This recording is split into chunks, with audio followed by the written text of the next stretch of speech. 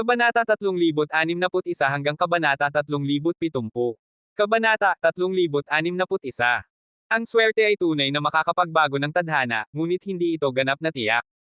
Ang tahimik na lihim na panday ng espada ay nagsalita, maraming hindi alam na bagay, hindi alam na lugar, at hindi alam na tao sa lungsod ng tadhana. Minsan akong pumasok sa isang hindi alam na lugar. Nakakuha ako ng isang hindi alam na bagay, kaya nakuha natin ang mga tagumpay na mayroon tayo ngayon. Narinig ito ni Yehan at nagsalita, kung ang pagpasok sa lungsod ng tadhana ay para hanapin ang tinatawag na swerte at pagkatapos ay baguhin ang tadhana, hindi ito dapat nakaakit-akit sa mga matataas na emperador, hindi ba? Nasa tuktok na sila sa mundong ito.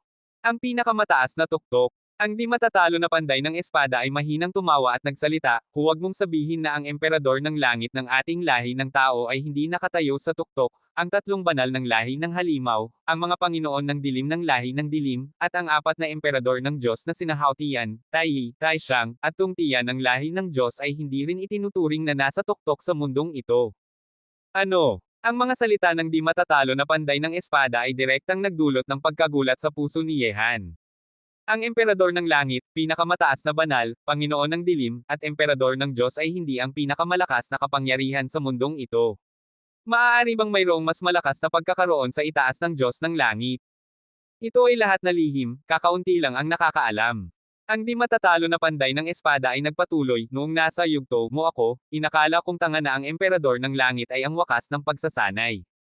Hindi ko magawa, ngunit sa kasamaang palad pagkatapos kong pumasok sa lungsod ng tadhana, napagtanto ko na sa itaas ng emperador ng langit, mayroong isa pang layunin na sama-samang hinahabol ng mga walang kapantay na kapangyarihan na ito, panglarangan ng walang hanggang buhay.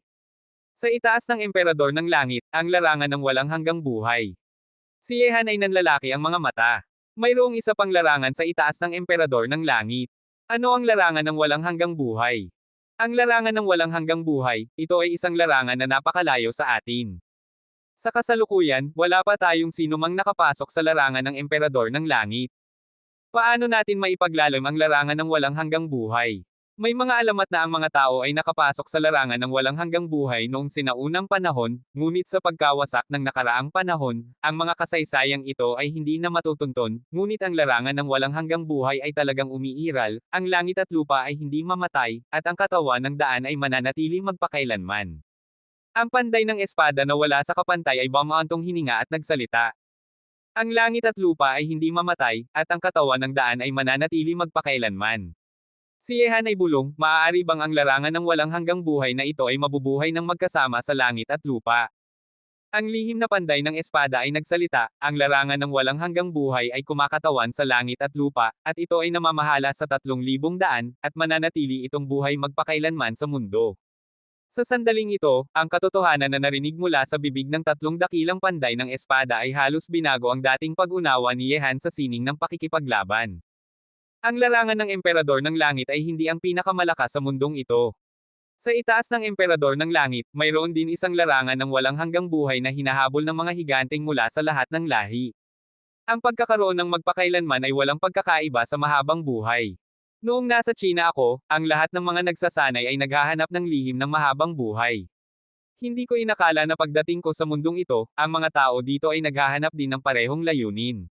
Sandali, mayroon bang ugnayan sa pagitan ng dalawa?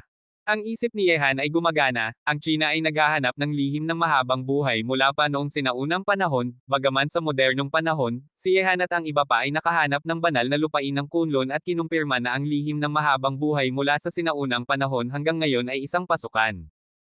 Ngunit talaga bang tama ang sagot na ito? Ang lihim ng mahabang buhay na ipinasa ng China mula sa sinaunang panahon hanggang ngayon ay talagang isang pasukan lamang. O ang mga susunod na henerasyon ay hindi naintindihan ang malalim na kahulugan. Siyempre, ang mga isiping ito ay mabilis na dumaan sa isip ni Yehan. Ang larangan ng walang hanggang buhay sa kontinente ng Diyos at halimaw ay simpleng mahabang buhay lamang. Sa mundong ito, walang sinumang hindi umaasam ng mahabang buhay.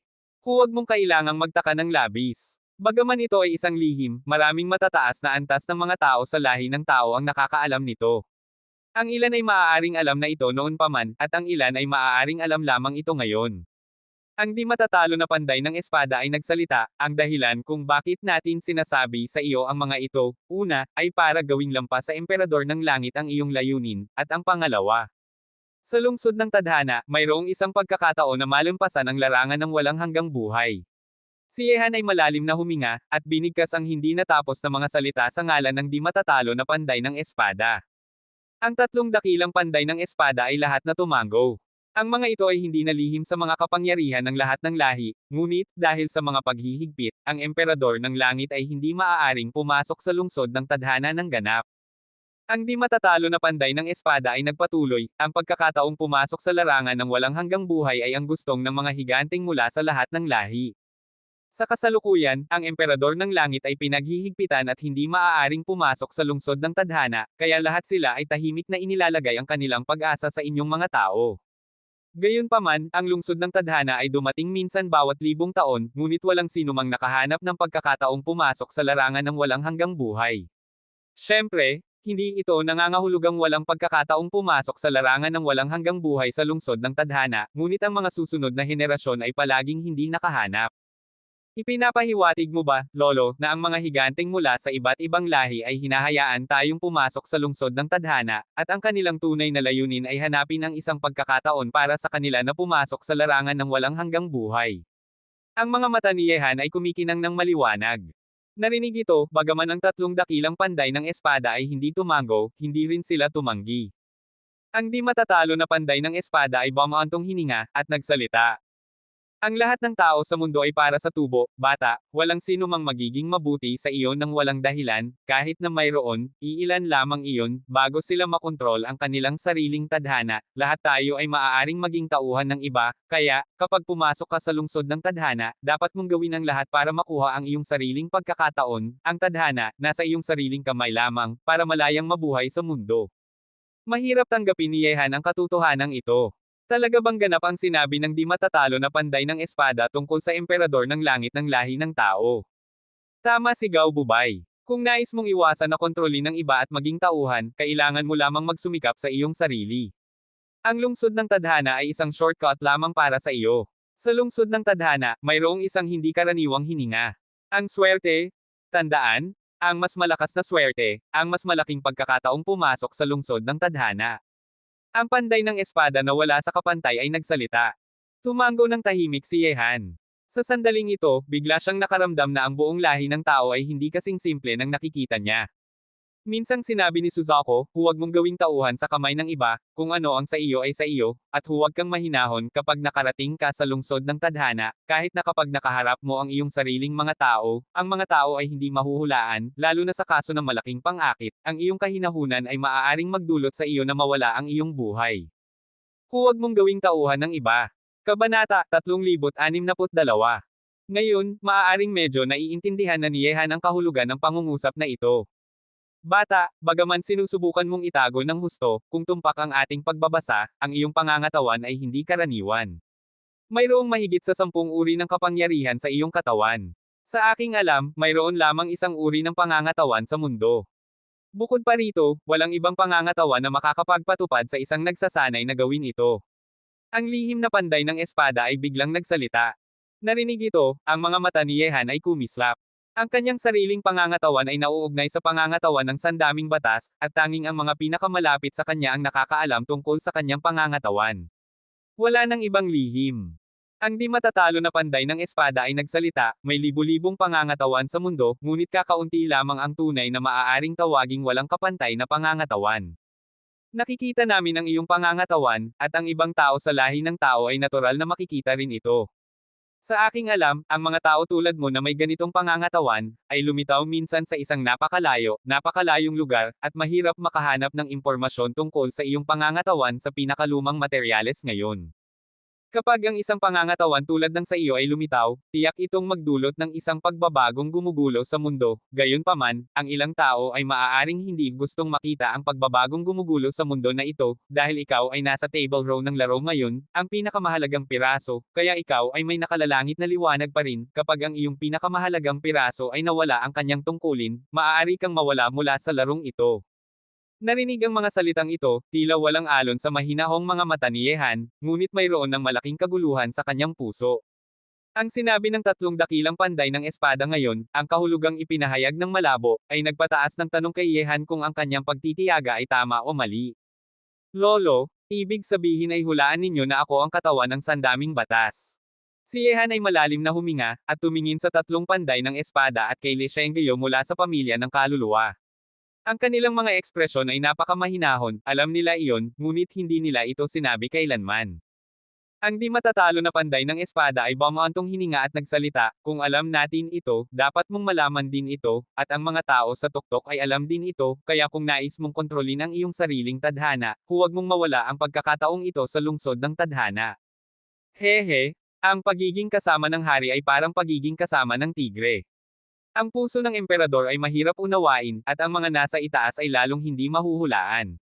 Si Yehan ay mahinang tumawa at nagsalita, kung tumpak ang hula ng bata, ang paglalakbay na ito sa lungsod ng tadhana, kahit nahanapin ko o hindi ang pagkakataong pumasok sa larangan ng walang hanggang buhay, at pagkatapos na lumabas, natatakot akong harapin ang isang malaking panganib. Sa sandaling ito, ang matagal ng paniniwala ni Yehan ay unti-unting nabubuwag. Mula ngayon, hindi na siya magkakaroon ng anumang paniniwala sa kanyang puso. Ang kanyang paniniwala ay siya lamang.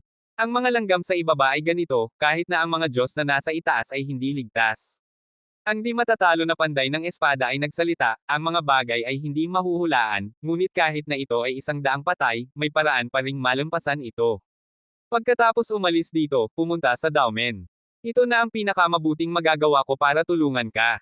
Daomen. Naisip ni Yehan ang batang Taoiste na si Qingshu na nakilala niya sa lambak, at ang kabilang panig ay nag-aanyaya sa kanya na pumunta sa bundok ng tadhana ng langit para makipag-usap, at ngayon ay binanggit din ng di matatalo na panday ng espada ang Daomen, at tila ang di matatalo na panday ng espada ay nakipaglaban para kay Yehan ng isang uri ng pagkakataon. Salamat, Lolo. Tumayo si Yehan, yumuko ng may paggalang at nagsalita. Bago pumasok sa lungsod ng tadhana, makakatulong pa rin tayo sa iyo, ngunit kapag tayo ay lumabas na sa lungsod ng tadhana, lahat tayo ay mga piraso at hindi makakatulong sa iyo kahit papaano. Ang tatlong dakilang panday ng espada ng lahi ng tao ay lahat ng mga piraso. Ilan ang tao sa mundo na may ganitong kakayahan at lakas ng loob? Ang sagot ay malinaw na malinaw. Sa kasalukuyan, si Yehan pa rin ang pinakamahalagang piraso sa larong ito, at kapaki-pakinabang pa rin sa manlalaro. Gayunpaman, kapag nawala na ang tungkulin ni Yehan at ang kanyang hinaharap na paglaki ay sapat na para bantahin ang manlalaro, si Yehan ay agad na aalisin sa table row ng laro. Sa puntong ito, bagaman ilang beses nang nagbabala si Qin Wu daw kay Yehan na huwag ibunyag ang kanyang katawan ng sandaming batas, ngunit sa daan, lahat ng malalaking kapangyarihan ng lahi ng tao ay nakatayo sa likod ni Yehan para suportahan siya, na halos nakalimutan ni Yehan ang puntong ito. Hindi nila alam, ang dahilan kung bakit niya nakamit ang kanyang kinatatayuan ngayon, at kahit na may nakalalangit na liwanag, at naging tanyag sa buong mundo, ay lahat dahil ang kanyang piraso ay may malaking kapaki-pakinabang pa rin. Kahit na gaano kapaki-pakinabang ang isang piraso, ang kanyang tungkulin ay mauubos, at ang pangunahing tungkulin ni Yehan ay maging lungsod ng tadhana para sa manlalaro. Siyempre, ang wakas ay dahil din sa lungsod ng tadhana. Higpit na kinuyam ni Yehan ang kanyang mga kamao. Ang pagtawag sa kanya ni lihim na panday ng espada sa Jianqing ngayong beses na ito, malamang na ito ang pangunahing layunin. Alam ang lahat, mayroon pa ring pagkakataong baliktarin, ngunit siya ay nalilito. Hindi niya alam kung ano ang nawala.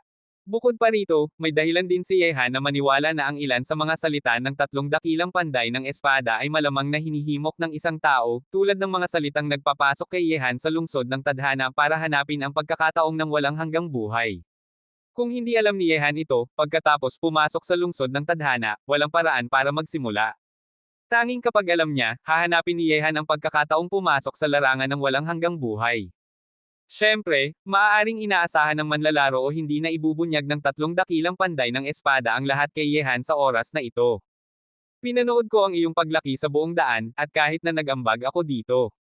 Orihinal na plano ko na kunin kang alagad sa tamang oras, at turuan ka ng lahat ng aking sining ng espada.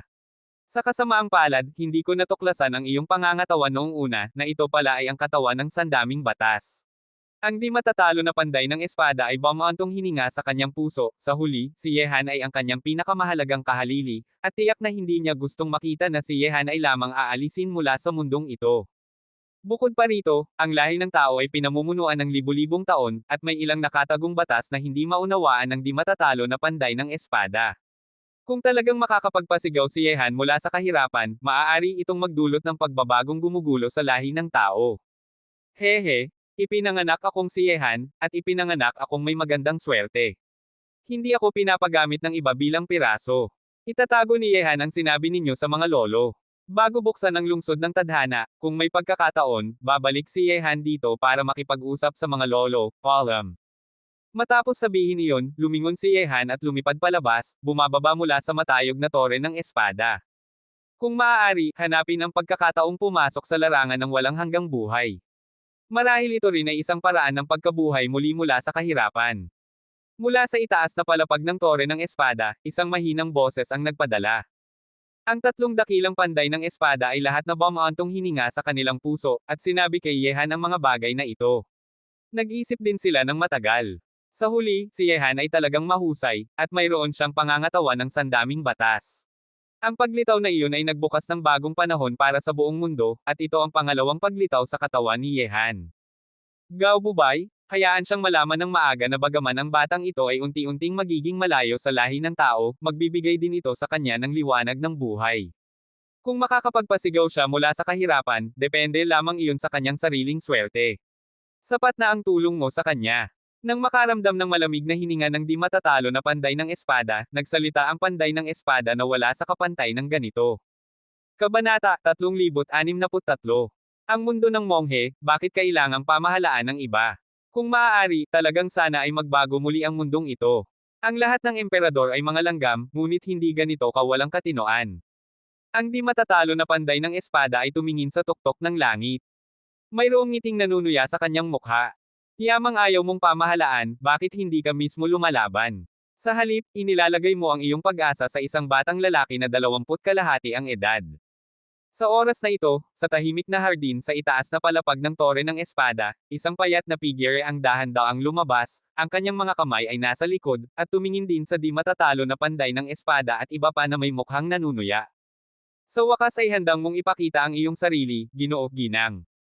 Ang paglitaw ng kabilang panig, ang tatlong dakilang panday ng espada, si Li Shenggeyo ng pamilya ng kaluluwa, at iba pa ay hindi nagulat, tila alam na nila na ang kabilang panig ay pumunta sa tuktok ng tore ng espada. Wala nang kabuluhan na itago sa inyong mga tao. Hindi ba't kayo rin ay naghahanap ng aking pagkakakilanlan? Kaya, tatayo ako at hayaan kayong tingnan ako. Lumakad si Ziyi sa dating pwesto ni Yehan, humiga siya sa rehas ng atikula at tumingin sa tanawin sa ibaba. Ang lugar na ito ay talagang maganda, ngunit sa kasamaang palad, hindi ko ito gusto. Sino ka, Ginoo Ginang? Ano ang iyong layunin sa paglitaw sa tabi ng batang iyon? Ang noo ni Li Shenggeyo ay nakakunot. Sila ay naghahanap ng pagkakakilanlan ni Ziyi, ngunit hindi sila nakakuha ng tiyak na conclusion. Kami ay nagkakaroon lamang ng kailangan namin, hindi kasing maingat ng inyo. Lumingon si Ziyi at nagsalita, bilang mga haligi ng lahi ng tao, nagtataka ako, aling panig ang inyong kinabibilangan.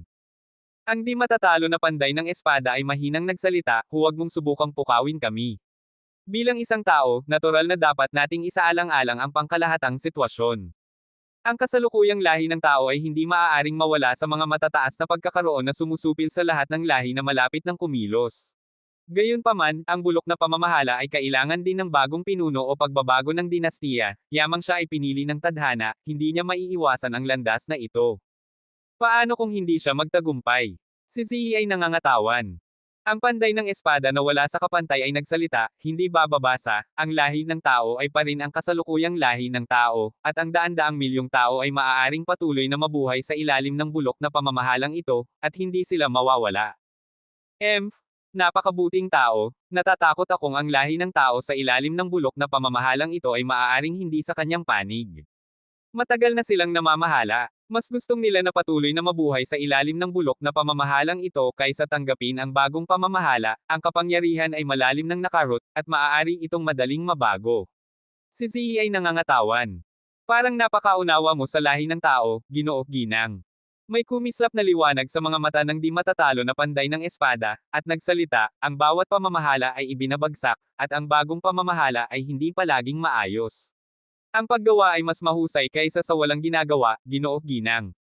Pumunta ka rito ngayon, malamang na dahil sa batang iyon, hanggang ngayon, talagang walang kang masamang intensyon sa kanya, kung tumpak ang hula ko, dapat kang ang kahangahangang at napakatalinong reyna ng yelo sa kasaysayan ng ating lahi ng tao. Reyna ng yelo. Narinig ang hula ng di matatalo na panday ng espada, ang panday ng espada na wala sa kapantay at iba pa ay lahat na may ekspresyon ng pagkagulat sa kanilang mga mata. Hehe. Maaari kong sabihin na hulaan mo ang kalahati lamang, kalimutan na, ang pakikipag-usap sa inyong mga matatandang tao ay talagang nakakatamad, mas mabuting hanapin ang batang iyon. Reyna ng Yelo. Si Ziyi ba ay ang hindi mamatay na Reyna ng Yelo? Ang puntong ito, malamang na siya lamang ang nakakaalam, kahit na ang di matatalo na panday ng espada ay hula na si Ziyi ay ang hindi mamatay na Reyna ng Yelo, ngunit hindi siya sigurado, at ang sinabi ni Ziyi kanina, ang di matatalo na panday ng espada ay hula lamang ang kalahati. Sa ganitong paraan, si Ziyi ay hindi ang hindi mamatay na Reyna ng Yelo, ngunit hindi direktang tinanggihan ni Ziyi, kaya ano ang kahulugan ng kalahating ito? Walang nakakaalam. Pinapanood na mawala si Ziyi sa tuktok ng tore ng espada, ang di matatalo na panday ng espada at iba pa ay nakakunot ang noo. Sino ang batang babae na mukhang medyo hindi pa ganap na tanda ng pagtanda ngunit napakakatakot? Siya ba ang hindi mamatay na Reyna ng Yelo ng lahi ng tao? Gao Bubay, gaano katiyak? Tumingin ang panday ng espada na wala sa kapantay sa di matatalo na panday ng espada at tinanong. Ang di matatalo na panday ng espada ay nagsalita, kung nais nating hulihin siya, ang ating mga tao dito ay natural na makakaya ito. Kung hulaan mo na siya ay ang hindi mamatay na Reyna ng Yelo, 5 puntos, at hindi tinanggihan ng kabilang panig. Gayunpaman, kahit na sino siya, mula sa kasalukuyan, talagang walang siyang ibang isip kay Yehan na batang iyon, kung hindi siya pupunta rito ngayon. Tumango ang panday ng espada na wala sa kapantay at nagsalita, may katwiran iyan, lumitaw siya ng sadyang, hindi siya natatakot na atakehin namin siya, mayroon din isang pakiramdam ng kabutihan doon, at ang mga salita ng kabilang panig ay lahat para kay Yehan na batang iyon, talagang hindi ako nakakaramdam ng anumang masamang intensyon. Kung talagang hindi siya ang hindi mamatay na Reyna ng Yelo, sino siya? Ang lihim na panday ng espada ay mahinang tinanong. Ang hindi mamatay na Reyna ng Yelo ay ang matinding kapangyarihan ng lahi ng tao bago ang di matatalo na panday ng espada at iba pa. Itinuturing siyang matandang kapatid ng di matatalo na panday ng espada at iba pa. Umiling ang di matatalo na panday ng espada at nagsalita, talagang siya ay isang napakalihim na tao. Sa mga matinding kapangyarihang alam ng lahi ng tao, walang sino mang makakatugma sa kapangyarihang kanyang sinanay. Ang hindi mamatay na Reyna ng Yelo ay nag-aaral ng kapangyarihan ng Yelo, ang pagsasama ng maraming batas ng Yelo, nauunawaan ang paraan ng pagyayelo, walang pagkakatulad sa taong iyon kanina, kalimutan na, yamang inihayag na niya na walang siyang masamang intensyon kay Yehan na batang iyon, huwag nang masyadong mag-alala tungkol sa kanyang pagkakakilanlan. Ngayon ay tingnan natin kung anong pag-unlad ang nakamit ni Yehan na batang iyon sa pagpunta sa Daumen. Matapos umalis sa tore ng espada, nakipag-ugnayan na si Yehan kay Shaben, Linchi at iba pa sa pamamagitan ng batong jade ng kaluluwa. Lahat sila ay pansamantalang nakatira sa isang restaurant sa Jancheng, naghihintay na lumabas si Yehan sa tore ng espada. Boss, may nakuha ka ba sa paglalakbay sa tore ng espada? Kabanata 3064. Sa restaurant, nang dumating si Yehan dito, nagbukas na sina Linchi at Shaben ng pribadong silid, at naroon din si Binibini. Buda Chanka, ngunit wala si Ziyi. Malaki ang nakuha. Naisip ang sinabi ni na di matatalo na panday ng espada at iba pa, bagaman ngumingiti si Yehan, ang kanyang puso ay napakalamig. Sa mundong ito, walang sino mang gustong gamitin siyang piraso. Lalo na hindi siya itatapon bilang isang inabandunang anak. Kahit na ang kabilang panig ay ang matataas na Diyos, hindi ito gagana. Gayunpaman, tulad ng sinabi ni Guru Wushuang, matapos malaman ang mga lihim na bagay na ito, ang damdamin ni Yehan sa lahi ng tao sa timog teritoryo ng Diyos ay medyo hamina na. Noong nakaraan, kapag sinusuportahan sila ng emperador ng langit ng lahi ng tao, at ang langit ay bumabagsak, ang mga matataas na tao na ito ay sumusuporta sa kanila. Bago bumagsak ang langit, maaaring gawin ni Yehan ang anumang bagay para sa lahi ng tao, magmungkahi, at harapin ang lahat ng krisis para sa lahi ng tao. Ngunit ngayon, ang mga isip ni Yehan sa lahi ng tao ay napakakomplikado. Hindi, para maging tumpak, ang mga matataas na pagkakaroon na iyon, ang lahi ng tao na kanilang kinokontrol, kapag pumasok sila sa lungsod ng tadhana, maaaring hindi na makabalik si Yehan pagkatapos na lumabas. Kung babalik siya, maiisip ang kahihinatnan ni Yehan. Nararamdaman ko ang isang malakas na layunin ng espada sa katawan ng benepisyaryo. Kung hindi nagkakamali si Chanka, ang layuning ito ng espada ay maaaring umabot na sa ika-9 na antas, at kung lalakad ka pa ng higit, makakarating ka sa larangan ng pinakamataas na layunin ng espada. Si Binibini. Buda Chanka ay malinaw ang isip, nakikita agad ang mga pagbabago sa katawan ni Yehan. Banal na bata, maaari mo bang ibigay ang halaga ng batong pangkolekta ng kaluluwa sa iyong katawan? Gusto ko ito. Hindi nagpasikot-sikot si Yehan kay Binibini. Buddha Chanka. Kung noon, hindi mag-aalala si Yehan na magtagal sa banal na bata ng Budismo na ito. Ngunit ngayon, hindi na makapaghintay si Yehan. Narinig ito, may kumislap na pagkagulat sa mga mata ni Binibini. Buddha Chanka na puno ng liwanag ng karunungan, yamang alam ng benepisyaryo na mayroong batong pangkolekta ng kaluluwa si Chanka, dapat mong malaman na ang batong pangkolekta ng kaluluwa ay isang banal na bagay ng aming Budismo, maliban na lamang sa mga tao ng aming sekta ng Budismo na dapat na magsuot nito. Malamig na nagsalita si Ye, determinado akong makuha ang batong pangkolekta ng kaluluwa. Hindi ko gustong maging kaaway ng Akademya ng Budismo, lalo na ang sekta ng Budismo. Hindi ko alam kung paano ko makukuha ang batong pangkolekta ng kaluluwa na ito. Nakita ito, medyo nagulat sina Linchi at Shaben. Bihirang nilang makita si Yehan na ganito kaigsi. Sa pamamagitan ng katatagan ni Yehan, hindi siya dapat na ganito kaigsi, lalo na't ang bagay ay si Binibini. Buddha Chanka na may hindi karaniwang katayuan. Narinig ito, isinama ni Chanka ang kanyang mga kamay at nagsalita, bagaman suot ni Chanka ang bagay na ito, bagaman ito ay isang panlabas na bagay, wala siyang karapatang itapon ito. Kung talagang gustong ng benepisyaryo, maaari kang pumunta sa Akademya ng Budismo kasama si Chanka. Ang lahat ay dapat na desisyunan ng banal na Buddha. Tumango si Yehan, at nagsalita, sige, pagkatapos pumunta sa Daomen, pupunta ako sa Akademya ng Budismo kasama mo. Boss, pupunta tayo sa Daomen next. Nagsalita si Linchi, bagaman inanyayahan tayo ng daotong na si Chingsho na iyon, sino ang makakaalam kung ang batang lalaking nakasakay sa toro ay nagpapasigaw lamang. Daomen, kailangan nating pumunta. Malalim na huminga si Yehan, at nagsalita, Linchi, sabihin sa 8 hari ng langit na pumunta sa lahi ng tao para kunin si Prajna. Ngayon ang buong lahi ng tao, ang tanging isa na aking inaalala ay siya. Nang pumunta sina Yehan at Yeching sa gitnang lugar ng Diyos, hindi dinala ni Yehan si Zug Prajna, at hindi man lang siya pinayagang pumasok sa mundong Daoist, dahil ang lahi ng tao noong panahong iyon ay kailangan pa rin ng isang dalubhasa sa pagpaplano para pigilan ang paglusob muli ng lahi ng halimaw sa lahi ng tao.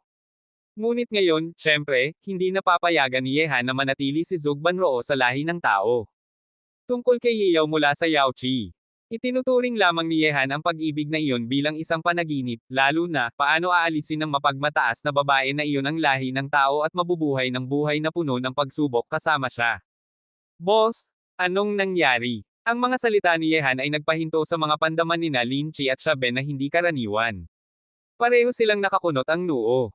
Ano ang naranasan ni Yehan sa tore ng espada?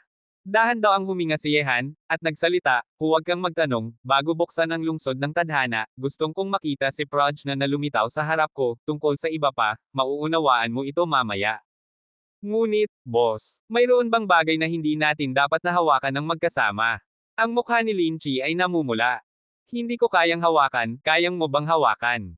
Bihirang magmukhang seryoso si Yehan kay Linchi, at nagsalita, gawin mo ang sinabi ko, at sabihin sa 8 hari ng langit na pagkatapos kunin si Wisdom, huwag nang manatili sa lahi ng tao.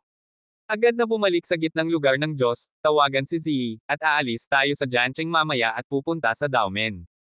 Narinig ito, nanigas ang mukha ni Linchi. Alam niya na talagang nakatagpo si Yehan ng napakahirap at mahalagang bagay, kung hindi, hindi talaga siya magtatago ng mga salita sa kanila, at ang bagay na ito ay tiyak na bantahin ang hinaharap ng Tianlong. Walang nakakaalam ng posisyon ni Zug Banroo sa Tianlong nang mas maayos kaysa kina Shaben at Linchi. Kapag wala si Yehan, ang kabilang panig ay ganap na makakapalit sa pwesto ni Yehan at susuporta sa Tianlong para kay Yehan. Kaya, pinahahalagahan ni Yehan si Zug Prajna ng husto. Ngayon, gustong lamang ni Yehan na dalhin si Zug Prajna sa kanyang tabi. Tungkol sa mga lihim ng lahi ng tao, ang mga kedena na kailangang bitbitin, at ang mga taong kailangang harapin ay napakabigat. Ang insidente ay nakaapekto sa pagsasanay ni Shaben at Linchi. Pansamantala, sapat na nahawakan niya ang lahat ng ito ng mag-isa. Kung darating ang araw na iyon, kung walang pagkakataong baliktarin, si Yehan, mas gugustuhin na ipagpalit ang kanyang sarili para ang buong Tianlong ay patuloy na umiral sa kontinente ng mga Diyos at halimaw.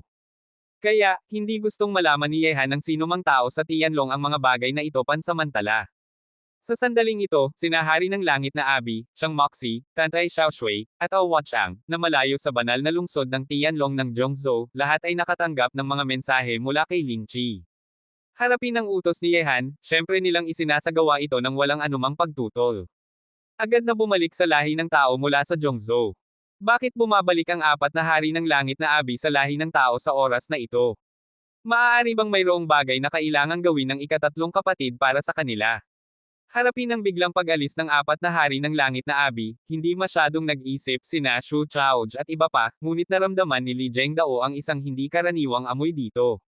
Sa kasalukuyan, ang lungsod ng tadhana ay babukas anumang oras, hindi dapat hayaan ni Yehan na umalis ang apat sa kanila sa oras na ito, hindi ba? Kabanata 3065. Nagsalita si Zon Huswang, narinig ko kay Tantay Passing Water na pupunta siyang kunin ang babaeng si Zug Prajna mula sa gitnang lugar ng Diyos. Sa kasalukuyan, ang lahi ng tao ay payapa, at hindi na kailangan ng babaeng iyon na pamahalaan ang lahi ng tao. Maaari bang ang ikatatlong kapatid ay may ibang bagay na kailangang gawin sa gitnang lugar ng Diyos na kailangan ng tulong ni Zug Prajna? Nakakunot ang noo ni Li Zhengdao at nagsalita, ang ikatatlong kapatid ay natalo na sa labanan ng banal na lungsod ng Tianlong, at ang gitnang lugar ng Diyos ay nakatuon pa rin sa kanya. Sa katwiran, hindi dapat magkaroon ng ibang aksyon ang ikatatlong kapatid sa oras na ito. Li Zhengdao, sa tingin mo ba ay may mali sa mga aksyon ni Yehan? Tanong ni Ling Ho-chingi nang may pagdududa, pupunta lang sila para kunin si Zug Prajna, walang silang naramdaman na hindi karaniwan. Umiling si Li Zhengdao at nagsalita, hindi ko masabi, gayunpaman, may pakiramdam akong may mali. Ang batang lalaking si Yehan ay palaging gumagawa ng mga bagay na hindi inaasahan. Normal na hindi natin maunawaan ito. Ngayon ang lungsod ng tadhana ay malapit ng buksan, at maaari tayong maghintay ng mahinahon sa banal na lungsod ng Tianlong na ito. Mahinang nagsalita si Lu. Sana ay masyado akong nag-iisip.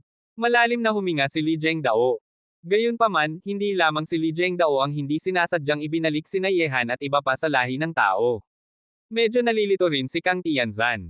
Bagaman ang dalawa ay nasa parehong panig ngayon, hindi nakalimutan ni Yehan o ni Kang Tianzan na ang kalaban ay pa rin ang iyong kalaban. Ang lalaking ito ay ibinalik ang apat na dakilang hari ng langit sa ilalim niya sa lahi ng tao. Maaari bang may mali sa lahi ng tao? Tumingin si Kang Jinglo kay Kang Chanbo nang may pagdududa, Ginoo, ang lalaking si Yehan ay dapat na nasa Jiancheng, ano ang kanyang layunin sa paggawa nito? Ang apat na hari ng langit ay bumalik sa lahi ng tao. Hindi ba't mayroon pa ring hari ng mandirigma ng kaluluwa ng dragon, ang mandirigma ng dragon na si J-Pot Ian? Hindi niya ibinalik ang lahat ng kanyang kapangyarihan sa lahi ng tao, na nagpapahiwatig na ang gagawin niya ay walang malaking problema, ngunit talagang hindi karaniwan na ang apat na taong ito ay bumalik sa lahi ng tao sa oras na ito. Ang mga mata ni Kang Tianzo ay naging isang linya, at ang anumang aksyon na ginawa ng lalaki ay karapat-dapat na isaalang-alang ng kanyang kalaban. Nagsalita si Kang Jinglo, Ginoo, kailangan ba nating siyasatin? Bagaman si Yehan ay nakaupo sa parehong bangka kasama natin ngayon, ang mga isip ng lalaking ito ay napakalayo. Siya ay nagpaplano para sa hinaharap mula noong pumasok siya sa gitnang lugar ng Diyos. Kung hindi siya inilantad ng unang emperador, ang kasalukuyang banal na lungsod ng Tianlong ay matatag na sa kanya. Nagsalita si Kang Tianzang, mabuti na lang na siyasatin natin, kung kapaki-pakinabang man o hindi, ipaalam sa akin kung ano ang kanyang ginagawa. Jiancheng, sina Yehan at iba pa ay kasalukuyang patungo sa Daomen. Ang buong lihim na lugar ng tadhana ng langit ay sakop ng pagsasanay ng Daoist, at ang Daomen ay umiiral sa bundok ng tadhana ng langit sa lihim na lugar ng tadhana ng langit, na kilala bilang banal na lugar para sa mga nagsasanay sa buong mundo. Siyempre, bilang banal na lugar ng Taoismo sa mundo, hindi lahat ay maaaring pumunta sa bundok ng tadhana ng langit. Ito ay isang lugar para sa mga nagsasanay na linisin ang kanilang sarili. Ang sino mang hindi karapat-dapat na pumasok ay magdudusa ng matinding paghihirap. Sa lumilipad na karte ng Budismo, si Yehan ay nagsasanay na nakapikit. Kahit ngayon, ang prinsipyo ay pareho pa rin. Ang pag-asa sa iba ay mas mahusay kaysa sa pag-asa sa sarili. Kahit na bilang isang tao, hindi na makapag-asa si Yehan sa lahi ng tao ngayon. Ang lahi ng tao ay hindi nasa kontrol ni Yehan. Ito ay umunlad sa ilalim ng pamamahala ng libu-libong taon, ngunit ito ay nasa ilalim ng pamamahala ng ilang malalaking tao na nasa itaas. Ngayon, kahit na gumawa si Yehan ng malaking kontribusyon sa lahi ng tao at pinigilan ang paglusob ng lahi ng halimaw sa lahi ng tao, kapag ang mga malalaking tauhang nakatayo sa tuktok ay tumayo, natatakot akong walang sinumang tao sa buong lahi ng tao ang tatayo sa tabi ni Yehan. Sa tabi ng isang malaking tao, ang buong lahi ng tao ay maaaring patuloy na mabuhay sa ilalim ng kanilang proteksyon, ngunit ano ang benepisyo ng pagtatayo sa tabi ni Yehan? Ang aking tadhana ay maaari lamang kontrolin ng aking sarili. Kahit na ikaw ay isang Diyos, hindi mo maaaring desisyonan ang aking tadhana. Dahan-daang binuksan ni Yehan ang kanyang mga mata, at tulad ng dalawang matalim na espada, tumama sila diretso sa walang hanggang langit sa harap. Si Shaben at Lin Chi ay nakaupo ng patayo sa likod ni Yehan. Dumating sila sa buong daan, lahat sila ay nasa katawan ni Yehan, at naramdaman ang isang napakabigat na amoy, parang sa manipis na balikat ng kabilang panig, may malaking presyon sa kanyang likod, naging medyo tahimik na siya. Gayunpaman, pumili si Yehan na huwag magsalita, si Shaben at Lin Chi ay kailangang itago ang kanilang mga pagdududa sa kanilang mga puso. Kung nais mong tumalon mula sa latian na ito, ang kailangang bitbitin ng lalaking ito ay lampas sa kayang tanggapin ng ordinaryong tao. Lahi ng tao, dapat ba nating alalahanin o hindi? Si Ziya ay sumandal ang ulo sa isang kamay at tumingin sa mukha ni Yehan, parang siya ay malalim na nag-iisip, alam niya ng mas maayos kaysa sa sinumang tao kung ano ang kinakayod ni Yehan. Gayunpaman, sa tahimik na paglipad na ito, ang bundok ng tadhana ng langit ay malapit ng malapit. Tumingin sa harap, may ilang matataas na burol na magkakasunod. Ang ulap at hamog ay sumasaklaw sa karamihan ng mga burol. Ang bawat burol ay napakamatarik. Sa ilalim ng sikat ng araw, mukha itong isang bangin sa dulo ng langit. Ito ay mahiwaga at hindi ka panipaniwala na hulaan. Ang lahat ng benepisyaryo, narito na ang bundok ng tadhana ng langit. Malambot na nagsalita si Binibini. Buddha Chanjiya, at ang malambot na boses ay binalik ang mga isip ng iba pang apat na tao. Narinig ito, tiningnan ni Yehan at iba pa ang marangal at mahiwagang bundok sa harap. Mula sa bundok na nababalutan ng ulap, medyo naririnig ni Yehan at iba pa ang tawag ng mga tagak mula doon, na halo-halong sa malinaw na tunog ng tumatakbong tubig, at tila may isang ibon sa makapal na ulap. Tanging ang mga tagak ang lumilipad. Sa din nakikita, naging maganda at marangal na larawan tulad ng isang palasyo ng diwata sa isip ni Yehan at iba pa. Narito ang bundok ng tadhana ng langit, ang banal na lugar ng Taoismo sa mundo. Tumayo si Lin Chi at tiningnan ang mahiwagang bundok sa harap. Kahit na hindi pa siya opisyal na pumasok sa bundok ng tadhana ng langit, nararamdaman niya ang isang malambot na hininga na malayo sa ingay ng mundo at ang karaniwang mundo malapit sa bundok ng tadhana ng langit. Parang kapag pumunta ka rito, ang anumang negatibong emosyon tulad ng mga kadena, sama ng loob, at simoy ng pagpatay sa iyong puso ay mawawala, babalik sa iyong sarili, at lilinisin ang iyong katawan sa spiritual. Kabanata 366. Ang katayuan ng bundok ng tadhana ng langit ay iginagalang, at hindi lamang iginagalang ng mga monghe sa buong mundo, kundi iginagalang din ng ibang mga monghe bilang ninuno ng Taoismo. Ang bundok ng tadhana ng langit sa lihim na lugar ng tadhana ng langit at ang bundok ng sandaming Buddha sa ating banal na bansa ng Buddha ay sama-samang tinatawag na dalawang sinaunang tradisyon. Ang mga tao sa bundok ay kailangang maglakad ng paa, ang lahat ng benepisyaryo, mangyaring. Pagkatapos, umalis si Yehan at iba pa sa lumilipad na curtain ng Budismo. Sa paanan ng bundok ng tadhana ng langit, may isang daang bato na asul na baluktot at umaabot sa gubat. Ang daang ito ay mahabang mahaba, at tila walang katapusan, ngunit ito ay ang tanging daan patungo sa bundok ng tadhana ng langit. Hoy, ano ang ginagawa ng mga taong ito? Kahit na igalang mo ang bundok ng tadhana ng langit sa iyong puso, walang kailangang mawala ang iyong dignidad ng ganito. Sa oras na ito, may ilang figure sa daang bato na asul sa harap ng mga tao. Bawat hakbang na kanilang tinatahak, lumaluhod sila at yumuyuko ng may katapatan. Kung hindi ka makakita, hindi mo maiisip na ang mga taong ito ay mga mangangalakal na may mataas na antas ng pagsasanay. Kung ito ay isang ordinaryong tao, hindi lamang ang kanyang tuhod ang masisira, kundi ang kanyang ulo ay magiging pamalo mula sa pagsasampal. Isinama ni Binibini. Buddha Chanka ang kanyang mga kamay at nagsalita, ang daang ito ay tinatawag na pagtatanong. Ang sinumang tapat na naghahanap ng daan ay hindi dapat gumamit ng anumang kasanayan sa pagsasanay, at yumuyuko ng isang hakbang bawat hakbang. Kapag nakarating sila sa dulo ng daan, ang mga sugo mula sa Daomen ay malugod na tatanggapin silang pumasok sa bundok ng tadhana ng langit. Siyempre, ang bundok ng tadhana ng langit ay palaging mahigpit sa pagtanggap ng mga alagad. Pagkatapos ng pagsubok ng demonyo ng puso, ang pagpasok sa bundok ng tadhana ng langit ay hindi tiyak na magiging alagad ng Daoist, ngunit hindi tayo mga naghahanap ng daan, kaya hindi natin kailangang gawin ito. Kinurot ni Lin Chi ang kanyang labi at nagsalita, hindi pinapayagan na gumamit ng pagsasanay, kaya kung mahina ang pangangatawan ng mga taong ito, hindi ba sila mahihimatay sa kalagitnaan ng daan? Nagsalita si Binibini. Buddha Chanka, ang mga taong tapat na nagtatanong ay natural na hindi natatakot sa kahirapan at panganib, matigas na ulo, bilang miyembro ng ating Akademya ng Budismo, napakakaunti ng iyong alam tungkol sa bundok ng tadhana ng langit. Mahinahon na nagsalita si Lin Chi, wala akong oras na maunawaan ang mga matandang tao na ito. Ang tanging matandang tao na kinikilala ko sa aking buhay ay ang malagkit na matandang lalaki. Narinig ito, hindi nagsalita si Yehan, at dumaan sa mga nagtatanong na lumaluhod at yumuyuko sa kanilang tabi ng may matapat na ekspresyon, at naglakad patungo sa daang bato na asul sa buong daan, tulad ng sinabi ni Lin Chi, totoo ngang may mga taong nahihimatay sa daan. Ang mga taong ito ay maaaring magpatuloy pagkatapos gumising, o maaari ring sumuko, ngunit hindi ito negosyo ni Yehan. Hindi nagtagal, nakarating na sina Yehan at iba pa sa dulo ng daang bato na asul. Tumingin sa harap, may isang bangin. Sa ilalim ng bangin, ang ulap at hamog ay sumasaklaw dito, at walang katapusan. Ang nag-uugnay sa dalawang bangin ay isang tulay na kedena. Sa malakas na hangin, ang tulay na kedena na ito ay iindayog kasama ang hangin. Gayunpaman, kahit na nasa harap na ng bangin sina Yehan at iba pa, hindi pa rin makikita ang tuktok ng mga matataas na burol na iyon. Nasa paanan pa rin sila ng bundok ng tadhana ng langit, at hindi pa nila naabot ang kalahati ng bundok ng tadhana ng langit. Ang lahat ng benepisyaryo, ito ang bangin ng kabilang panig. Para sa mga nagtatanong, ito ay pagsubok ng demonyo ng puso, ngunit walang silbi sa atin.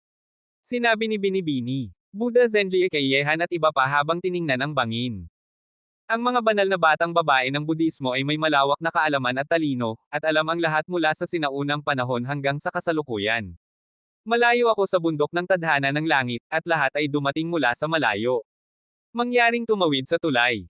Sa oras na ito, sa kabilang panig ng bangin, may boses na dumating sa pamamagitan ng ulap, at medyo nakikita ni Yehan at iba pa ang isang Daoist na nakasuot ng damit na Daoist at may hawak na whisk sa kanyang kamay, na lumilipad tulad ng isang Diyos na nakamit ang daan. Narinig ito, hindi nag-atubiling si Yehan, at pinamunuan ang lahat na tumawid sa tulay na bakal na kadena.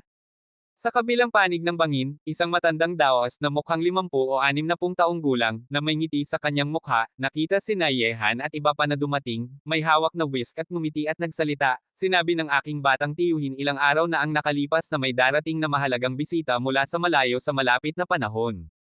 Ang lahat mangyaring sumunod sa akin. Ang aking batang tiyuhin ay naghihintay sa Wonyujai ng maraming araw. Tinanong ni Yehan, hindi ko alam kung ang batang tiyuhin na binanggit ng lolo ay ang batang lalaking nakasakay sa toro. Hehe, iyon ang batang tiyuhin. Ang batang tiyuhin ay naglakbay sa mga sikat na bundok at ilog, at bumabalik lamang sa bundok ng tadhana ng langit ilang araw na ang nakalipas. Ngumiti ang matandang Daoist at nagsalita. Narinig ito, naging interesado si Lin Chi at tinanong, matandang Daoist, ang batang lalaking nakasakay sa toro ay mukhang ilang taon lamang ang tanda sa akin, kaya maaari siyang maging batang tiyuhin mo. Hehe, ang mga may-ari ng bundok ng tadhana ng langit ay guro. Bagaman ang aking batang tiyuhin ay hindi kasing tanda ko, ang kanyang pagsasanay sa Taoismo ay malayo sa aking kayang ikumpara. Ang lahat, ang daang bundok ay magaspang, mag-ingat sa mga bato na bumabagsak. Ngumiti ang matandang Daoist at nanguna sa daan. Pagkatapos dumaan sa bangin sa kabilang panig, halos naglalakad kaagad sa tabi ng bundok. Ang magaspang na daang bundok na ito ay humigit kumulang 1 metro ang lapad, at mayroon pa ring ilang tulay na gawa sa kahoy na mukhang luma sa ilang lugar, at ang ilalim ay walang katapusan na bangin, ang makapal na ulap at hamog ay umiikot sa bundok. Kung ang ordinaryong tao ay maglalakad sa ganitong daang bundok, matatakot silang manghina ang kanilang mga binti. Sumunod sina Yehan at iba pa sa likod ng matandang Daoist, at habang lumalakad ng mas mataas, nakita nila na sa mas mataas na ulap at hamog, may mga Daoist na nakasakay sa tagak na paminsan-minsan ay dumadaan doon, tulad ng mga Diyos na nakamit ang daan, na nagpapasaya sa mga tao na mainggit. Sok-sok! Mayroong ganitong mga kabayo na may espiritu sa pintong ito, ang batang lalaking nakasakay sa toro ay hindi pumipili, kailangan niyang pumili ng isang tanga na toro, ang ulo ng batang lalaki ay tiyak na nahawakan ng pintuan. Bulong ni Lin Chi, na nagpatingin kay Yehan sa kanya, ngunit malinaw na hindi nag-alala ang matandang Daoist, at same time na nanguna sa daan para kay Yehan at iba pa. Hindi nagtagal, nang matapos sina Yehan at iba pa ang magaspang na daang bundok, inalis nila ang ulap at hamog, at ang lumitaw sa harap nila ay isang malaking lambak na may berdeng damo at tahimik. Ang hangin dito ay napakasariwa, ang tanawin ay napakaganda na parang isang tahimik na lugar ng mga diwata. Tumingin pataas sina Yehan at iba pa, at hindi pa rin nila makikita ang tuktok ng bundok ng tadhana ng langit. Pagkatapos maglakad ng matagal, tila hindi nila maabot ang tuktok ng bundok ng tadhana ng langit, ngunit may ganitong magandang lambak sa bundok, talagang hindi ma-imagine, at nakita na nina Yehan at iba pa noon. Wala nang iba pa sa paligid ng bundok na ito. Saan galing ang malaking lambak na ito? Hehe. Ang lahat? Narito na ang Won Yujai, at ang batang tiyuhin ay naghihintay sa inyo rito, aalis na ang matandang Daoist. Matapos sabihin iyon, lumingon ang matandang Daoist at umalis, at mabilis na nawala sa ulap.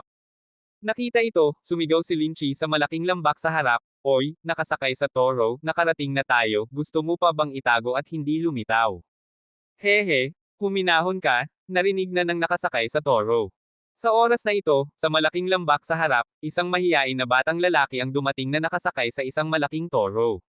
Ang bilis ng tila luma na toro ay tulad ng isang bagzo ng hangin. Sa 12 lihim na lugar ng gitnang lugar ng Diyos, ang bawat malaking puwersa sa lihim na lugar ay may maliit na mundo.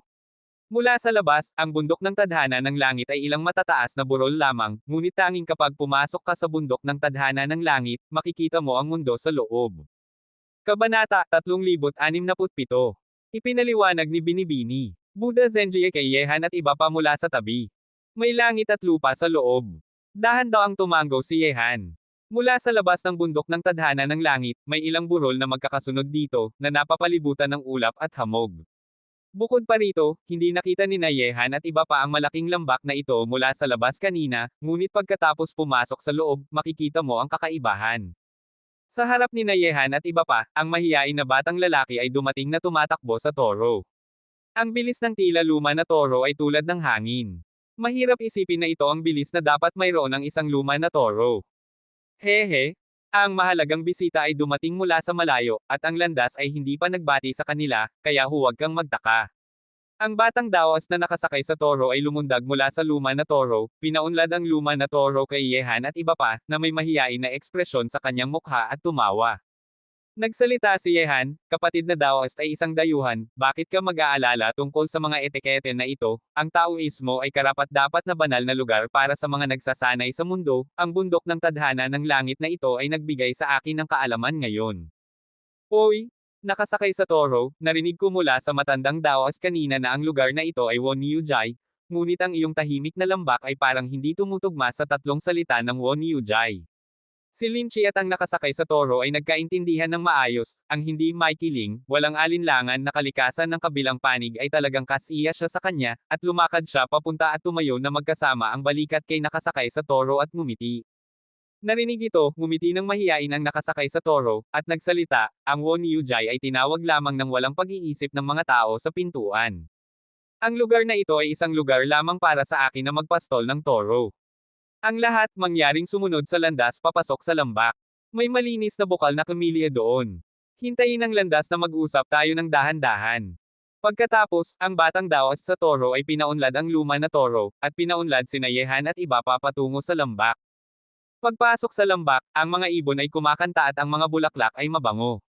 Hindi kalayuan, may talon na dumadaloy pababa. Hindi kalayuan sa talon, may isang kubo. Sa harap ng kubo, may isang maliit na sapa na dahan-daang dumadaloy. Ang ganitong maganda at tahimik na lugar ay talagang magandang lugar para magsanay ng Taoismo. Xiao Huang, magbabati ako sa mga bisita, tandaan na huwag kang tumakbo ng kung saan-saan. Hinampis ng nakasakay sa toro ang matabang puwit ng luma na toro, at ang huli ay pinalambot ang katawan ng nakasakay sa toro nang may kawalan ng gana, at pagkatapos ay tumakbo sa hardin ng mga bulaklak at halaman. Sa hardin, nagtatawanan at naglalaro kasama ang maraming insekto ng bulaklak at paru-paro. Oy! Ang hayop na ito ay medyo may espiritu, isang nakasakay sa toro, hindi nakakagulat na pumili ka ng luma at pangit na luma na toro bilang isang kabayo. Ngumiti si Lin Chi, na nagpatingin sa luma na toro na nagtatawanan sa gitna ng mga bulaklak na tumingin at tumawag ng hindi nasisiyahan. Hehe, ang mga kagustuhan lamang ng pagkasakay sa toro ay naiiba. Inanyayahan sina Yehan at iba pa sa kabong gawa sa kugan. May pinalawak na gusali na gawa sa kahoy sa gilid ng talon. Sa ibabaw ng gusaling gawa sa kahoy, kumuha ng tubig ng bukal ang nakasakay sa toro at nagsimulang gumawa ng tsaa para kay Yehan at iba pa. Nakikinig sa tunog ng talon, tumitingin sila sa paligid na tanawin at umiinom ng mabangong tsaa, ang ganitong buhay ay talagang espesyal.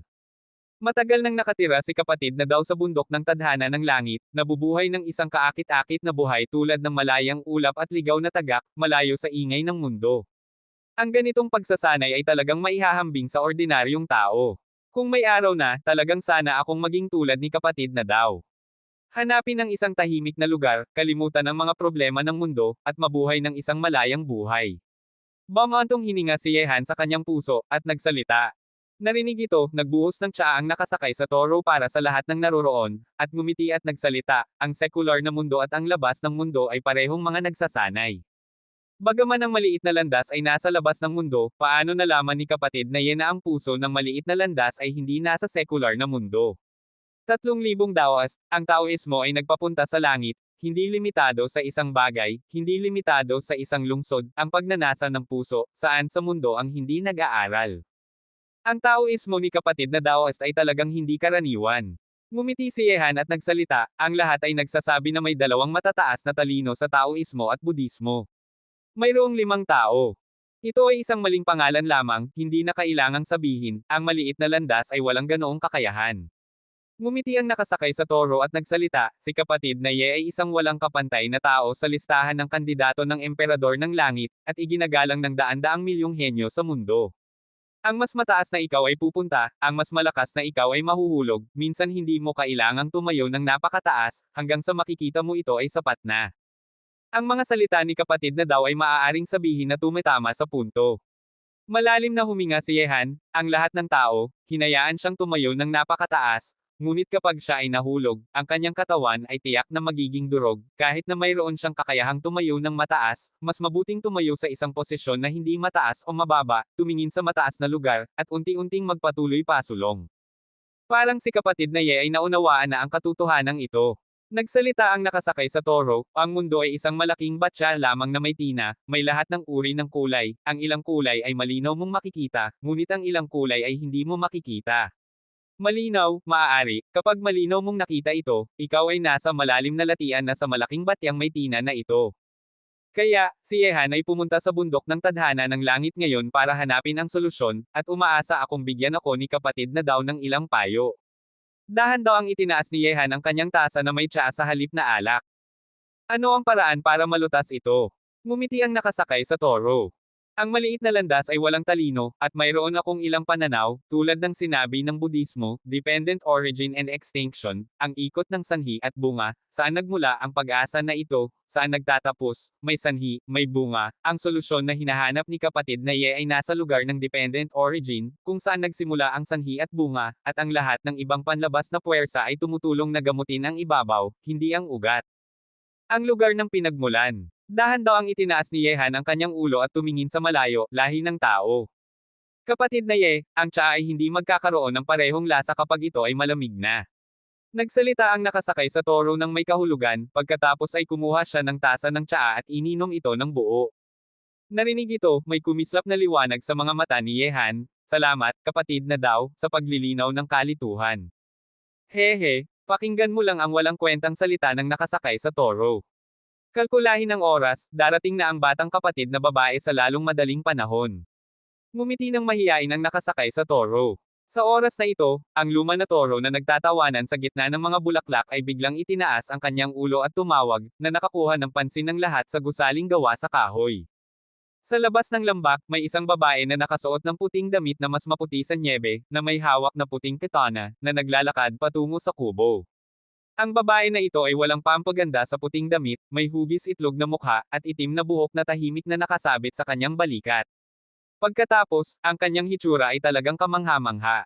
Gayunpaman, kahit na ang distansya ay medyo malayo, ang mga tao sa ibabaw ng gusaling gawa sa kahoy ay maaari pa ring maramdaman ang isang hininga na nagpapalamig sa langit at lupa mula sa babae na nakasuot ng puting damit, na ang mukha, habang nagpapahina sa bansa, ay mayroon din namang kakaibang kagandahan, sa lahat ng oras, may isang hangin ng kawalan ng pakialam na hindi dapat pumasok ng mga estranghero. Bundok ng tadhana ng langit, Exiran. Malambot na nagsalita si Binibini. Buddha Chanjiya, ang kanyang mga mata na puno ng karunungan ay parang tumitingin sa kawalan ng pakialam ng mga mata mula sa hangin. Hehe, ang lahat? Hayaan ang maliit na landas na maging mabagal sandali. Nagsalita ang nakasakay sa toro ng may mahiyain na ngiti, at pagkatapos ay narinig lamang ni Yehan at iba pa ang isang tunog ng whoosh, at ang nakasakay sa toro ay nawala na sa gusaling gawa sa kahoy. Ang lahat ay medyo nalito. Kabanata 368. Nang muling lumitaw ang nakasakay sa toro, nakarating na siya sa harap ng walang pakialam na babae na nakasuot ng puting damit na mas maputi sa nyebe, na may ngiting nagpapasaya sa kanyang mukha. Ang batang kapatid na babae ay hindi pa pumunta sa aking Wonyujay sa maraming taon, mangyaring bilasan. Sino ang iyong batang kapatid na babae? Hindi ka ba pumasok ng isang araw na mas maaga kaysa sa akin? Kung ikaw ay tumatawag, papatayin ko ang iyong luma na toro at gagawin kong sopas. Ang babae na nakasuot ng puting damit na mas maputi sa nyebe ay may walang pakialam na mukha. Ang luma na toro na nasa bulaklak ay tumakbo ng mabilis, at ang nakasakay sa toro ay maaari lamang sumunod at tumango. Para sa isang nakasakay sa toro, may dalawang bagay na siya ay natatakot at dalawang bagay na kanyang iniiwasan. Natural na may dalawang tao na siya ay natatakot, ang isa ay ang kapatid na lalaki na nabuhay ng halos 2 taon, at ang isa ay ang batang kapatid na babae sa harap niya na nakasuot ng puting damit na mas maputi sa nyebe at may napakawalang pakialam na ugali. Siya ay nahuli sa gitna at maaari lamang nabulihin. May dalawang bagay na iniiwasan, ang isa ay ang luma na toro, ang nakasakay sa toro ay pinakaayaw na may ibang tao na nag-iisip ng luma na toro, kung ang ibang tao ay nagsabing patayin ang luma na toro at gawing sopas, ang nakasakay sa toro ay lalabanan siya ng husto.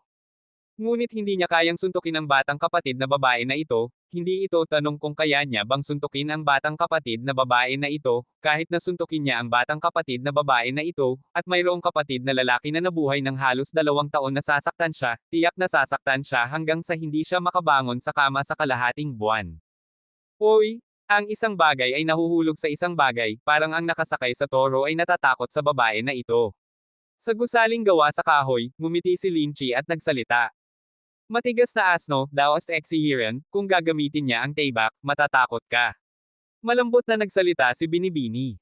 Buddha Zenjia. Narinig ito, hindi tumutol si Linchi, si Daoist Exihiran ay ang ika-4 na pagkakaroon sa listahan ng Chanjiao. Sa ngayon, talagang hindi siya ang kalaban ng babae na ito. Nagsalita si Yehan, bagaman ang kabilang panig ay hindi gumamit ng taybak, ang layunin ng taybak ay natural. Kahit na hindi gamitin ang taybak, ang layunin ng taybak ay maaaring saktan ang mga tao nang hindi nakikita. Ang ganitong layunin ng taybak ay malamang na hindi kasing lakas ng akin. Ang ikatlong antas na layunin ng espada ay mahina. Ang layunin ng espada ay pareho sa layunin ng taybak, kung ang isang tao ay nag-aaral ng pamamaraan ng taybak hanggang sa isang tiyak na antas, maaari siyang gumawa ng layunin ng taybak, at ang estado ng layunin ng taybak ay pareho rin sa layunin ng espada. Ngumiti nang may paumanhin ang nakasakay sa toro habang dinala si Exihiran sa gusaling gawa sa kahoy, pinunasan ang upuan sa daan, at ngumiti nang mahiyain at nagsalita, ate, mangyaring umupo. Umupo si Exihiran na may walang pakialam na mukha sa tapat ni Binibini. Buddha Zenjia, at ang kanyang mga mata na puno ng yelo ay tumitingin sa katawan ni Binibini. Buddha Chanjia. Sa labas na mundo, ang ilang tao ay palaging inihahambing ang dakilang banal na tao ng Budismo kay Daoist Exihiran. Inihahambing ang isa't isa bilang ang pinakamahusay na babae sa pagitan ng mas batang henerasyon sa dalawang sinaunang tradisyon, alam ni Binibini. Buddha Chanka si Zayahiran, at alam din ni Shei si Binibini. Buddha Chanka. Ito lamang ang unang pagkakataon na sila ay harapang nagkita. Katulad nito, tumitingin din si Binibini. Buddha Chanka kay Exihiran, ang isa ay tahimik at ang isa ay malamig. Nakita ito, ang nakasakay sa toro ay mahusay at hindi nagsalita. Bagaman hindi pa nakakita ang tahimik na digmaan sa pagitan ng mga babae ang nakasakay sa toro, narinig niya ito mula sa kanyang mga guro at tiyuhin sa bundok. Naginom ng tsaa si Yehan at iba pa ng mag-isa. Kung ang pinakamahusay na batang babaeng henyo ng dalawang malaking tradisyon ay magtatalo, magandang tingnan ng mga dayuhan ang kaguluhan. Bukod pa rito, sa totoo lang, gustong malaman din ni Yehan kung gaano kalakas si Binibini.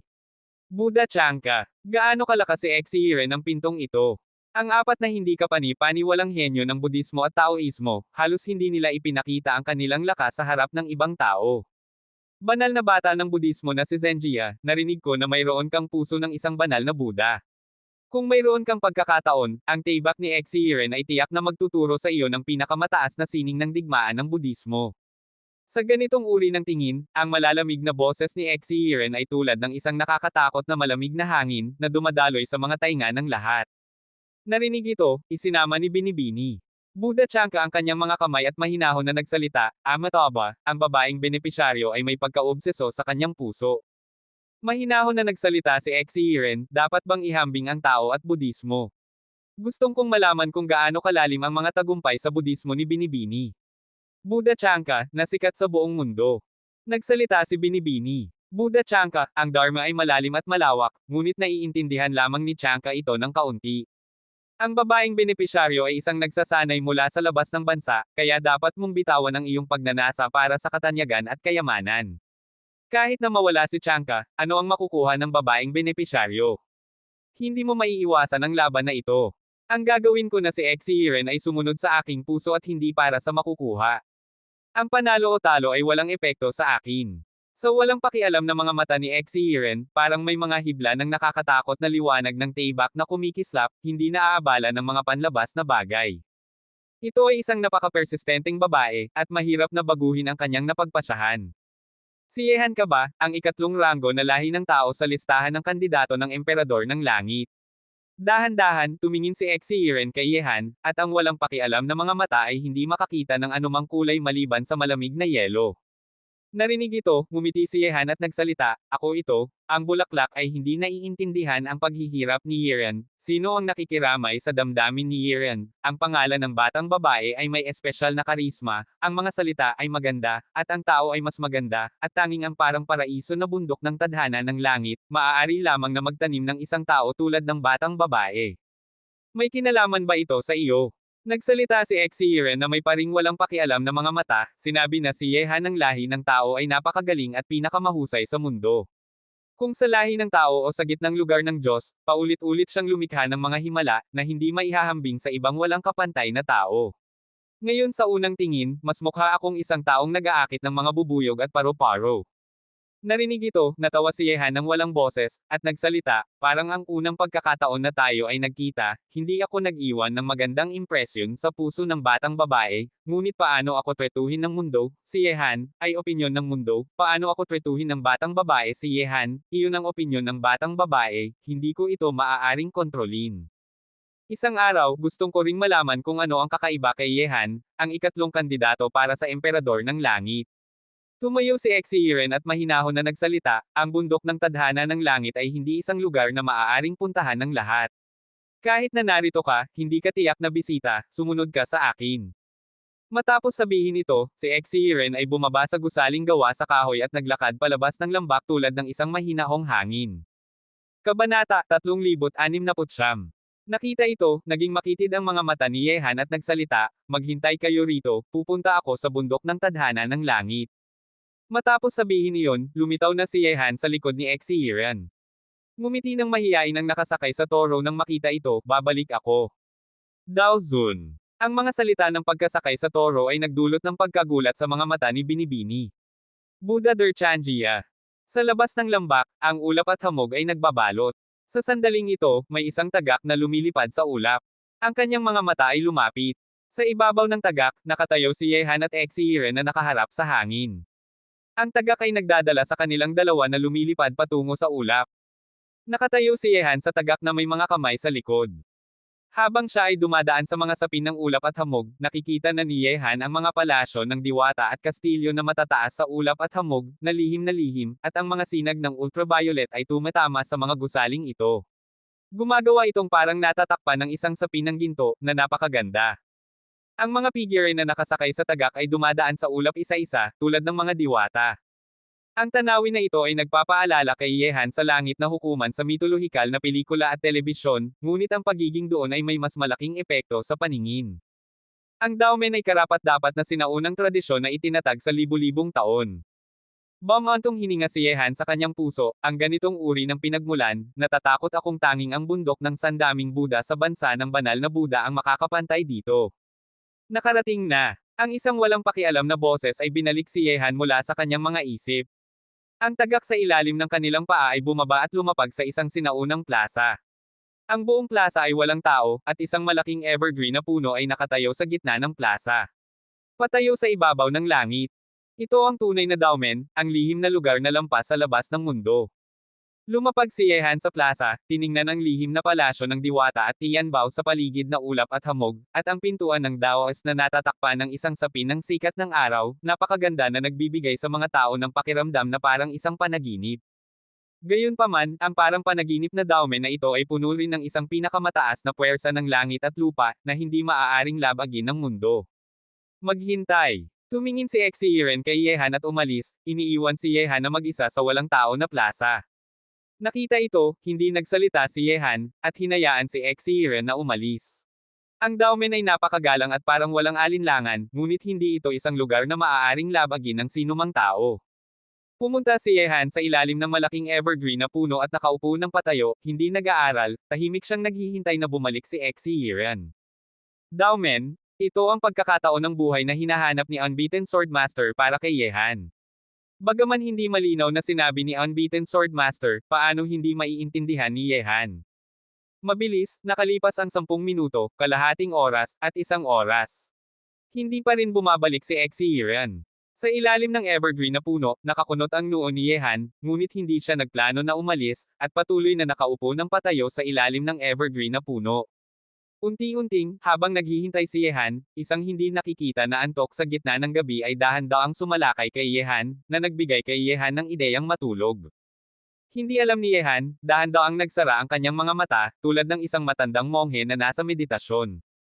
Hindi nagtagal, may mahinang tunog ng hilik. Sa sandaling ito, talagang natulog si Yehan. Wala siyang anumang depensa sa kanyang katawan, tulad ng isang ordinaryong tao. Natulog siya dahil sa pagod. Ang lahat ay napakalakas. Kung gising si Yehan ngayon, magiging napakagulat siya. Para sa isang tao ng kanyang antas, kahit na hindi siya kumakain o natutulog, hindi ito makakaapekto sa kanya. Para sa isang nagsasanay, walang kahulugan ang tulog.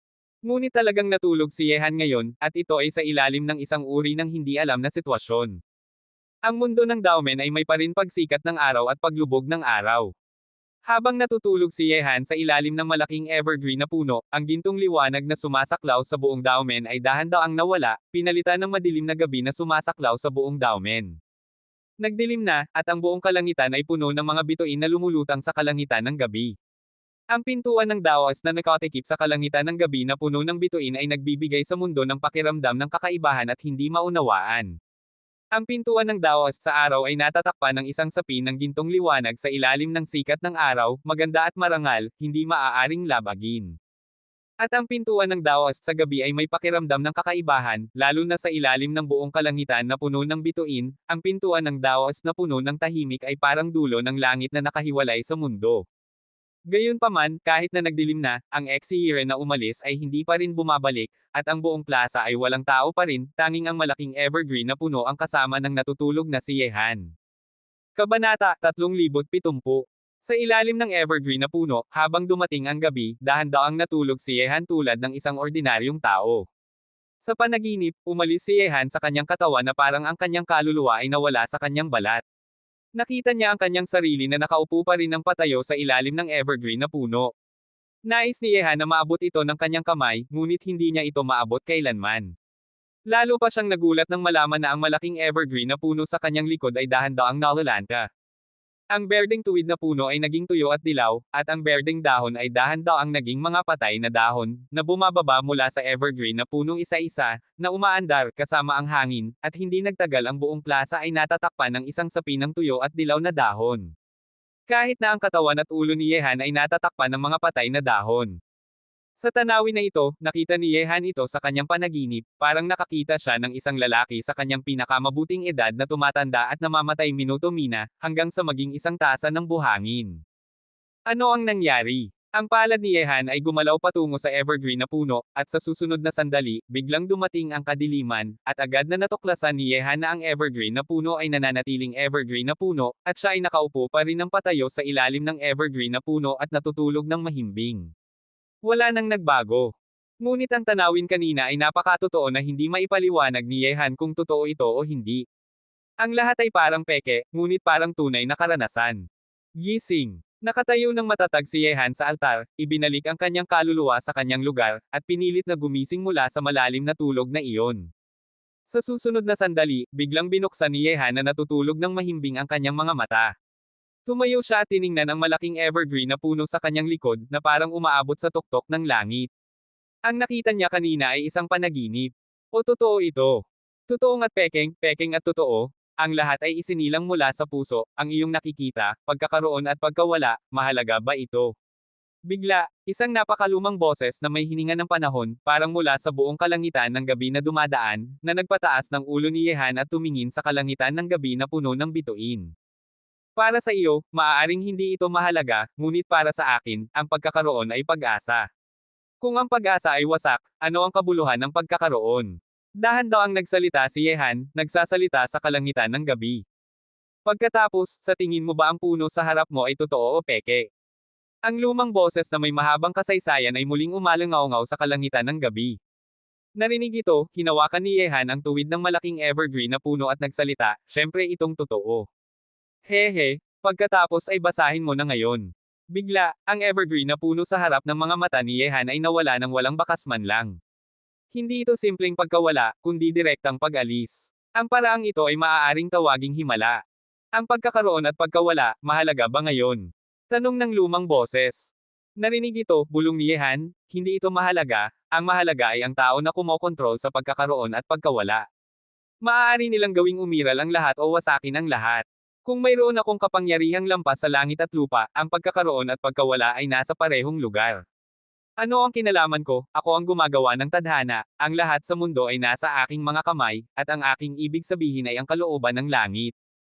Hehe, naiintindihan ko na, napakabilis. Ngayong naiintindihan ko na, ang langit at lupa ay may siyam na pagsamba, at ang kampana ng Daoist ay may siyam na tunog. Ang punong ito ay hindi isang puno, at ang taong ito ay hindi isang tao. Gusto mong sambahin ito. Gumising mula sa isang malaking panaginip, siya na natutulog ng mahimbing sa ilalim ng evergreen na puno, ganap na gumising. Hindi siya gumising kanina, ngunit ngayon ay talagang gumising na siya, ang lahat sa paligid ay pareho pa rin, ang lahat kanina ay isang panaginip pa rin, ngunit nagbigay ito kay Yehan ng isang malaking pagsasapinal. Ang lahat sa mundo ay nasa aking mga kamay, at ang aking ibig sabihin ay ang kalooban ng langit. Sa isang iglap, isang mahiwagang liwanag ng batas ang bumababa mula sa langit, na sumasaklaw sa buong katawan ni Yehan sa ilalim ng batas. Sa sandaling ito, sa wakas ay naiintindihan niya ang batas ng paglikha na humahadlang sa pag-unlad ni Yehan. Itinatag ang batas ng kagandahan, at ang antas ni Yehan ay tumaas ng diretso, hanggang sa maabot ang tuktok ng Immortal Realm bago huminto.